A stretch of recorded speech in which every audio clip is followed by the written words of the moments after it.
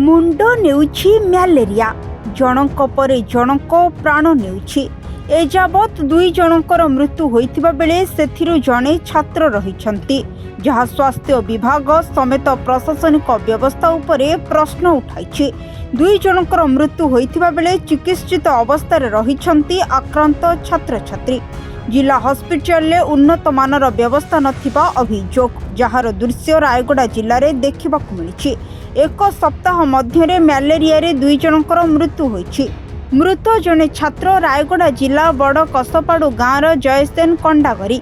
Jaysen अतड़ा high school में 4th श्रेणी रे पाठ पढ़ुथिले। गत जून 29 तारिख रे जयसेन निज घर स्कूल हॉस्टल को आसीथिले। तेबे जुलाई 5 तारिख रे हठात तांको देह असुस्थ हेबारु स्कूल कर्तृपक्ष चिकित्सा पाई जेमादेई पेंठ गोष्ठी स्वास्थ्य केन्द्र को नेइथिले। सेठारे रक्त परीक्षा परे तांको ମ୍ୟାଲେରିଆ होइथिबा जणा पड़िथिला एवं प्राथमिक औषध दिया जाइथिला। मात्र स्वास्थ्य अवस्था रे कोनोसी सुधार आसु नथिबारु जुलाई 7 तारिख रे तांको रायगड़ा जिला मुख्य चिकित्सालय रे भर्ती करा जाइथिला। रायगड़ा नेबा समय रे स्कूल कर्तृपक्ष परिवार लोकन को जणाइथिले। जिला मुख्य चिकित्सालय रे अवस्था संकटापन्न हेबारु तांको ब्रह्मपुर स्थानांतर करा जाइथिला, किंतु सेठारे चिकित्साधीन अवस्था रे डाक्टर तांको मृत बोली घोषणा करथिले। पुअर मृत्यु परे विद्यालय कर्तृपक्षक विरोध में अभियोग आनिछंती मृतक जयसेन को मामू। मोर बड़ंजा अतड़ा स्कूल रे हॉस्टल रही पाठ पढ़ुतिले।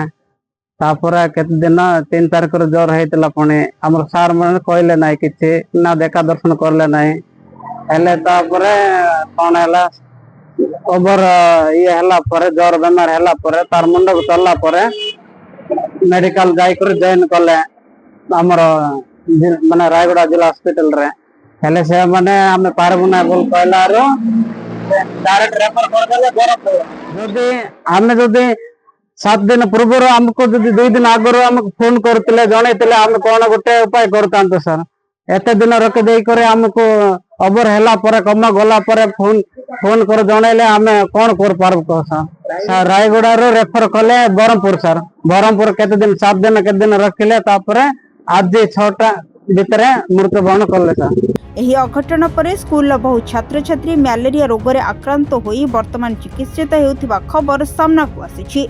एठी प्रश्न उठुछि जे प्रतिवर्ष वर्षा ऋतु रे जिलार विभिन्न आवासिक स्कूल हॉस्टल मानकरे छात्र छात्री ମ୍ୟାଲେରିଆ रे आक्रांत हेले सुधा छात्र छात्री स्वास्थ्य पाई विहित पदक्षेप काहेकि ग्रहण करा जाउ नाही, जहाँ स्वास्थ्य विभाग और प्रशासन को अंगुली निर्देश करुछि। एथिप्रति प्रशासन दृष्टि दे किपरि ମ୍ୟାଲେରିଆ रे छात्र छात्री आक्रांत न हेबे सेथिपई सचेतनतामूलक पदक्षेप नेबाकू साधारण रे दाबी होइछि। रायगड़ारू मालेश कौशल्याଙ୍କ रिपोर्ट, सरकार न्यूज।